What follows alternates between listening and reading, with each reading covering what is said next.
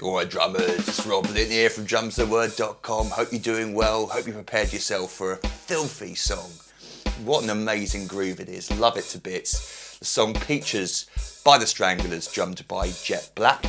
I've got the main drum beat and the drum fills from this song for you. You can download this free PDF from my website, just follow the link beneath this video and have this printed out in front of you as we go through this together. This song was suggested over on my Facebook page, and so if you want to make your own song suggestions, then please go over there to do so. You'll find a big post pinned to the top of the page at the moment where I'm asking for song suggestions, and then other followers get to vote on them, get to like them, and the more upvotes and likes a suggestion has, the more likely it is to be chosen, and this is currently at the top of the list. So very happy to do this for you. So the first thing to mention is the fact that all sixteenths are swung. So usually, well not usually, but most of the time you're sort of counting 1 and 2 and 3 and 4 and 1 and 2, which will work for this song if you decided to play it as a halftime groove. But actually what's going on, because I consider the snare drum to be on beats 2 and 4, is we're swinging the 16th notes. 1 eander, 2 eander, 3 eander, 4 eander. So we're not playing 1 eander, 2 eander, 3 eander, 4 eander. We're playing 1 eander, 2 eander, 3 eander, 4 eander, 1 E and a 2 E and a shuffle rhythm, but counted through 16th notes. So it feels exactly the same, it's just you're counting something different over the top of it. So before we go on to the actual drum beat, we've got the intro. I thought I'd include the intro for you because you might be a little bit confused as to where all the notes fall down. So the first bar, when the bass comes in, that's beat 1. 1, 2, 1 and 2 and 3. So the first bar there, the bass drum is played on its own on beat 3. 1, 2, 3, 4. The second bar, we come in with a flam on the snare drum on the and of beat 2, followed by the bass drum on the of beat 2. So not actually on beat 3, we get 1, and if we're counting swung 16th notes, which we need to be able to play these in the right place, 1 eander, 2 eander, 3 eander. 1 eander, 2 eander, 3. 1 eander, 2 eander. It's a little bit weird there, but if you feel the song, 1 and 2 and 3, da da da da da, 1 and 2 and a 3 and a 4 and then for the last bar we got this distinctive drum fill that gets repeated throughout the song, which is quite cool. The reason it sounds weird is because we're going into 30-second notes, but they're not swung, so we're playing a set of straight 30-second notes on the snare drum. 4 E ands, 4 E ands, but then straight afterwards we go back into the swing fill for the very last 16th note on the of beat 4. So it's quite hard to count slowly.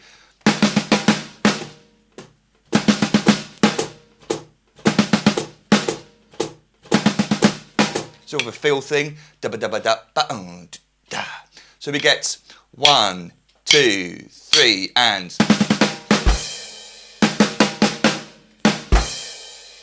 last note there is played with the left hand. So just that intro before we got into the groove. 1, 2, 3, 4, 1, 2, and a 3 and 4 and 1, 2, 3.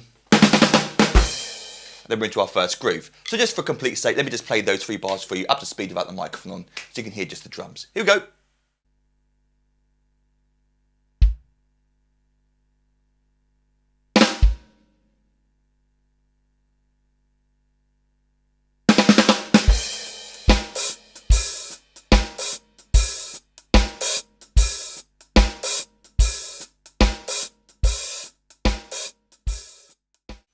So on to the main course, the meat and potatoes, the actual groove itself.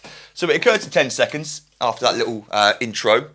And we're playing 16th notes on the hi-hats, a double-handed pattern. I had to actually watch Jack play it live to work it out. I thought it might have been a one-handed pattern, but it's not. It's actually a double-handed hi-hat pattern, which makes it a lot easier to play, believe it or not. So we're playing 1 eander, 2 eander. Remember, we're swinging our 16th notes. I'm playing,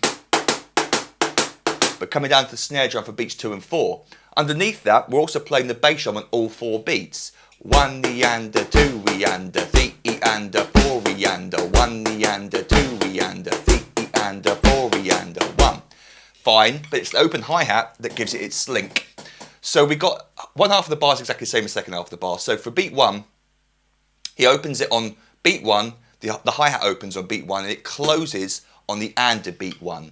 1 E and.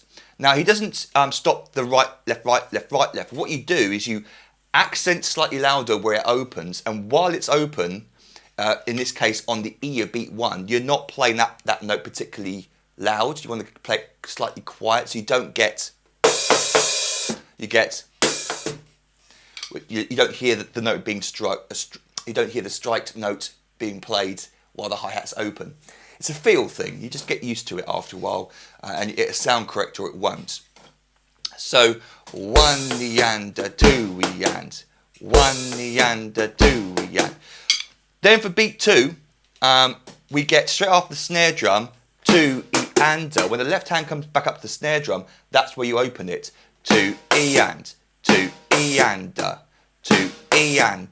So we got one open hi-hat lasting for half a beat, 1 and then the next one after beat 2, straight after the snare drum, is just a 16th note, 2 E and 2 E and. But notice the hi-hat closes each time on the and of the beat. So our feet feel like they're kind of walking, 1, which is suitable because you're walking on the beaches, 1 and 2 and 3.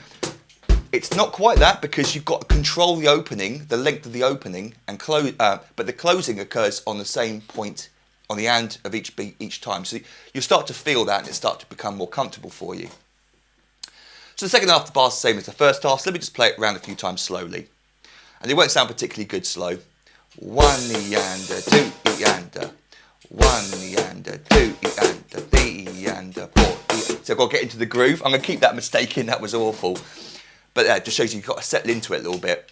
1 E and 2 E and 3 E and 4 E and 1 E and 2 E and 3 E and 4 E and 1 E and 2.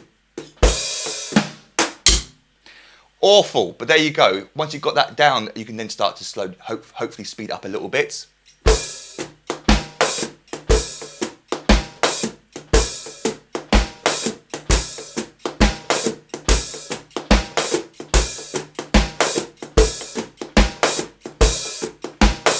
One final thing I want to say is that for that open hi-hat on the E of 2 and the E of beat 4, I am striking that hi-hat note with the left hand slightly louder, so you get more of a bark. If you hit it loosely, then you won't get a very strong opening. It's the same with the downbeats on beats 1 and 3. So I'm striking the hi-hat hard for those notes and sort of playing the hi-hat soft for the other notes. So let's hear that played a couple of times up to speed.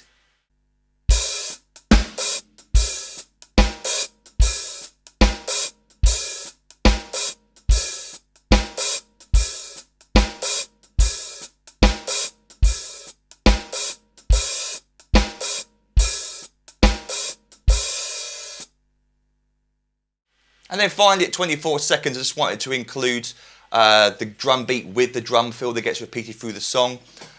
So the drum beat occurs on beat 4, and it's the same as our intro drum beat, but it comes down with the bass drum. The bass drum doesn't stop once the groove starts.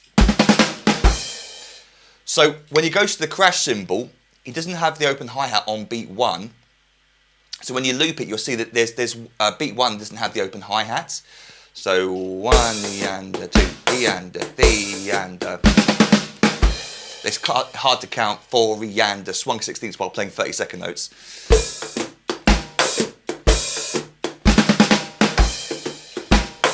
So you can see as I went to the crash cymbal,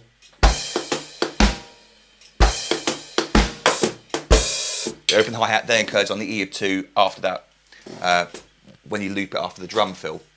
So we basically talked about the drum fill and the drum beat, so let's just put them together. So here's that played around a couple of times. I'll make it like a 2-bar loop, played up to speed. Here we go.